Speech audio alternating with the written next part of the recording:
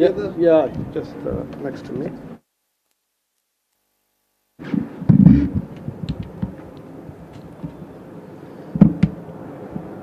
May I use my eyeglass? Is that okay?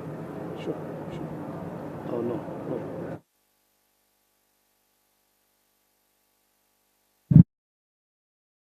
My brother, on behalf of the government and people of Somalia, I would like to welcome you to your second home, Somalia. Indeed, Somalia and Ethiopia share common history, culture, tradition, and most importantly, blood relationship.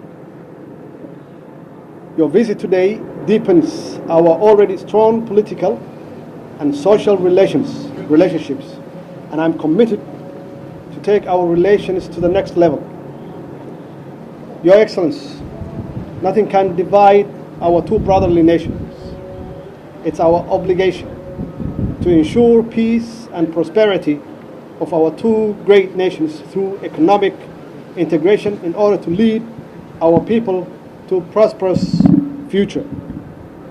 Please allow me to pay a tribute to the tremendous sacrifices made your military servicemen who serve in AMISOM in the fight against terrorist organizations who pose an existential threat not only to Somalia but also to the region. My government is spearheading progressive reform in the security, economic and social sector, which will reinvent the fortunes of our country.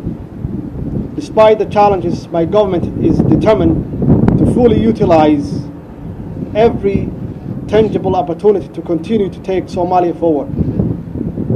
There will be no delay. There will be no disruption. Our fate is intricately linked. It's with this in mind that we must continue to collaborate and collectively work to defeat the current scourge of our region, terrorism and insecurity, and usher an era of economic transformation and prosperity for our countries and the wider region. Your Excellency, as we discussed today, my government is committed to develop strong economic cooperation between our two nations. Thus, I call on the implementation of full economic integration between the two countries to create economic growth, promote investment through development and of the infrastructure, including transportation system, highway, energy, and trade, among other areas. Your Excellency, there is no country better positioned than Ethiopia to benefit from peaceful and stable Somalia. Ethiopia has an advantage not only in terms of shared land border, but also because of favorable land list, including ethnicity, culture, social, economic, security, and political relationships we developed together over the years. There is a need for a visionary leadership in our two countries to harness such strong bonds that already exist for the interest of the people of our two countries. Finally, I would like to welcome you to the fold as the youngest leader of our region. I commend you for the transformative path that you have taken thus far and extend you every support. Thank you, Your Excellency. Thank you very much. Excellency, President Mohammed Abdullahi Mohammed, Excellency Prime Minister Hassan Ali Khayr, Members of Parliament, distinguished guests, ladies and gentlemen, we're here to celebrate Eid in our second home. And greetings from Ethiopia for the people of Somalia. Isko Rama, Wan Imade Eid Mubarak. I want to start by expressing my appreciation to all of you for the warm welcome and hospitality. I am deeply touched by your reception, and I know it's a sign of your friendship and the people of Ethiopia. Thank you for everything you have done since our arrival. Excellency, I am not here to laminate the past, but to open a new chapter, a new relationship, a new vision, which I want to conquer and work on it in the future. If I go back to history, it is only to learn lesson, to address the underlying drivers of violent extremism. Our goal is a comprehensive strategy to promote regional stability in the Horn of Africa. We must look ahead with a spirit of new leadership and new frontier. I believe Somalis will build a strong and purposeful country. After all, Somalia is one of the world's most homogeneous nation states. You share the same language, the same religion, the same culture, and the same ethnicity. You are brothers and sisters, and we Ethiopians stand by you, shoulder to shoulder.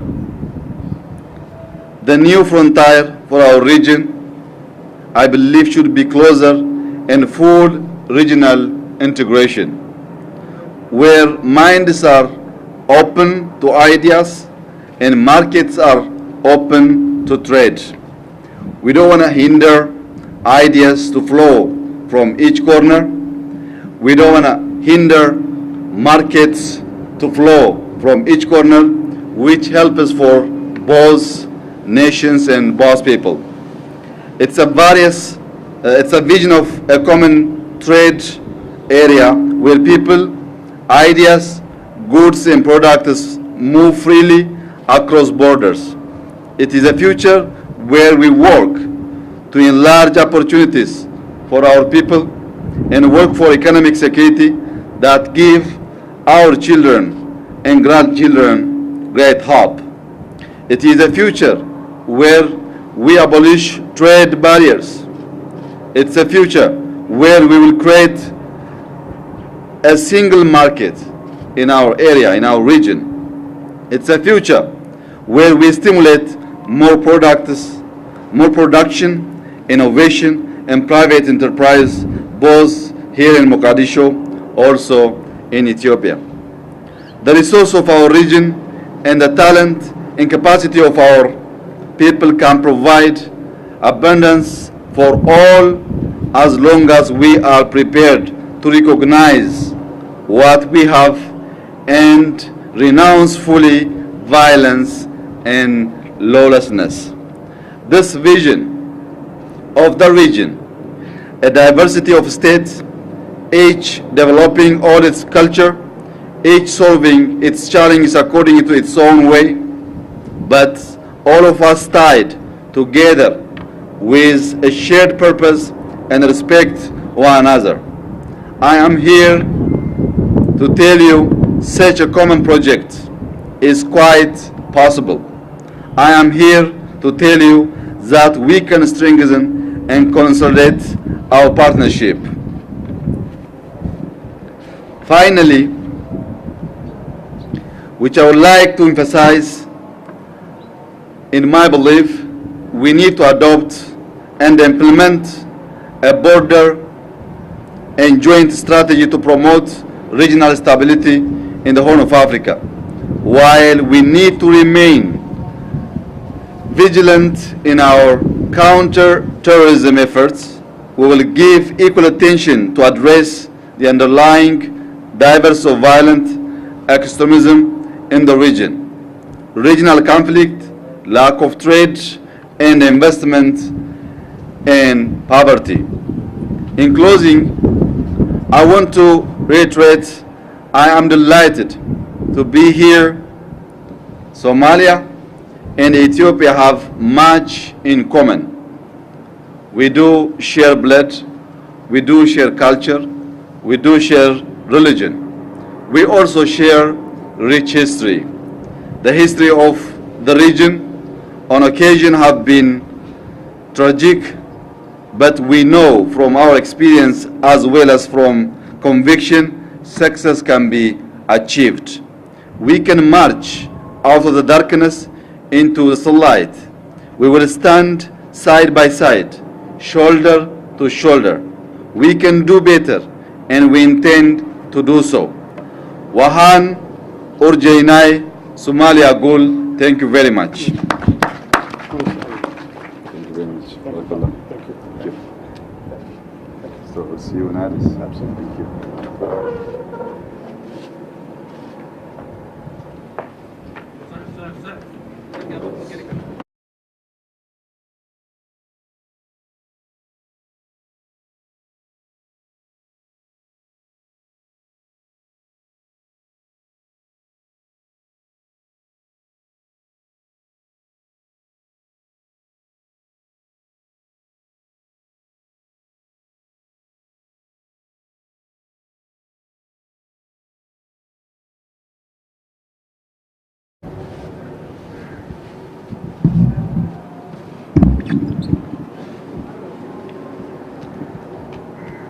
Joint communique issued after bilateral talks between His Excellency Muhammad Abdullahi Muhammad Farmaajo, President of Federal Republic of Somalia, and His Excellency Dr. Abiy Ahmed Ali, Prime Minister of Federal Democratic Republic of Ethiopia, on the occasion of the official visit to Somalia on 16th of June 2018, Mogadishu. At the invitation of the President of Federal Republic of Somalia, His Excellency Muhammad Abdullahi Muhammad Farmaajo, the Prime Minister of Federal Democratic Republic of Ethiopia, His Excellency Dr. Abiy Ahmed Ali, accompanied by a high-level delegation, made an official visit to Mogadishu on 16 June 2018. Number one, the two leaders and their delegation held lengthy discussions covering a wide range of matters of mutual interest, including regional and global affairs. During the discussions, the two leaders renewed their commitment to strengthen their brotherly bilateral relations spanning generations based on shared blood relations, values, history, culture, traditions, and exposed by the principles of good neighborliness, mutual respect, and promotion of mutual interest. The leaders agreed to a renewed engagement to intensify relations based on agreed comprehensive framework which covers, among other things, robust diplomatic relations between Somalia and Ethiopia, with the Federal Republic of Somalia and the Federal Democratic Republic of Ethiopia as the primary interlocutors with sovereign authority. To this end, the two leaders welcomed the formation of the previously agreed Joint Cooperation Commission, JCC, at the ministerial level, and it is function to promote enhanced diplomatic and trade activities on a reciprocal basis that would involve regular bilateral engagements, exchange of attaches, and sponsorship of cultural, sport, and educational exchanges. To aid these strengthened relations and strengthen diplomatic and consular presence in each other's countries, the leaders agreed to open reciprocal diplomatic and consular offices in major cities in Somalia and Ethiopia. The leaders also agreed to introduce measures to allow for the free movement of goods and services by introducing permits and expanding specific visas for travel, for educational, sporting, and cultural purposes to facilitate social integration between Somalia and Ethiopia. Recognizing the potential for harmonious economic development for both nations, the two leaders bade singular focus to economic growth, wealth creation, and the promotion of investment between Somalia and Ethiopia in order to secure a prosperous future for their people, the countries of the Horn of Africa, and ultimately the African continent. In this respect, the two leaders agreed to enhance economic integration of the two nations while reaffirming the importance of economic security and development through utilization of the human and natural resources of the two nations as the most effective means of tackling the current security challenges. The leaders therefore agreed to remove all trade and economic barriers and deepen and widen economic linkages by first and foremost and the development of critical infrastructure, in particular development of ports and key highways linking the two nations. The leaders further agreed to invest in logistics and service provision, especially to leading ports in the continent that can serve both the Indian Ocean and the Red Sea. In an effort to attract and retain foreign investment to the two countries and the Horn of Africa region, the leaders agreed on the joint investment of 4 key seaports between two countries and the construction of the main road networks and arteries that would link Somalia to mainland Ethiopia. The leaders agreed to constitute a designated joint technical team that would immediately embark on key task of outlining this substantial undertaking to fully take advantage of the larger market with more opportunities and greater economics of scale for business. The leaders agreed to encourage incentivized investments, particularly through the private sector in both countries, in order to create jobs and facilitate full economic integration between the two countries. The two leaders recognized that peace and stability were a prerequisite for the development and prosperity of both countries, and therefore emphasized the importance of the continued active cooperation between Somalia and Ethiopia to effectively counter terrorism and deal with cross-border security challenges.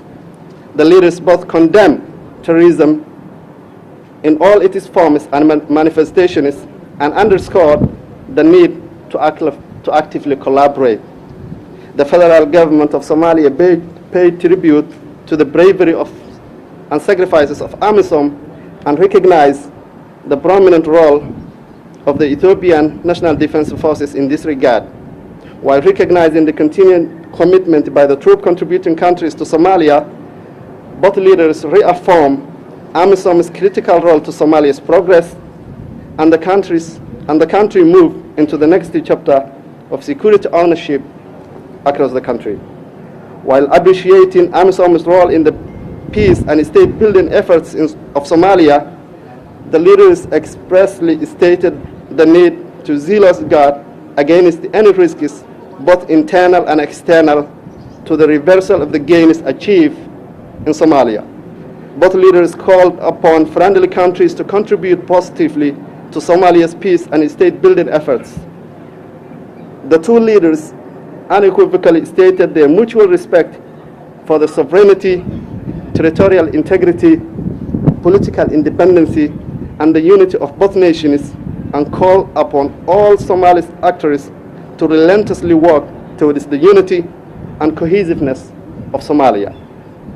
On international matters, the two leaders called for an effective multilateral system with a reform and a stronger United Nations. They also agreed to advocate African problems for African solutions alongside the African Union and to foster joint positions on international matters of mutual concern.